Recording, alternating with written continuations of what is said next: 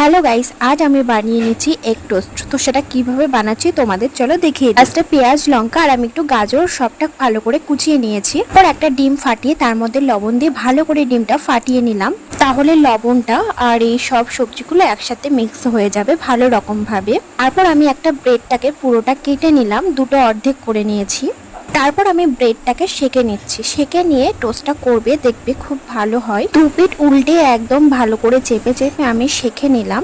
তারপর ওই দুটোকে থালে রেখে আমি কড়াইয়ে আবার তেল দিয়ে দিচ্ছি। আমি এগ টোস্টটা দু রকম ভাবে ভাজবো। তার জন্য ফার্স্টে অল্প একটু ডিম দেব, তারপরে পাউরুটিটা দিয়ে দেব।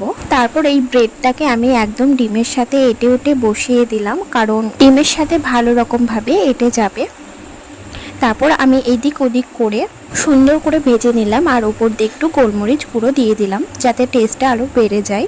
তারপর আমি আরেকটু ডিম ছিল সেটা ভালো করে দিয়ে চারিদিকে একটু ছড়িয়ে নিলাম। তারপর আমি আবার সেই ব্রেডটা দিয়ে করে নিয়েছি। দেখো ফাইনালি আমার ডান।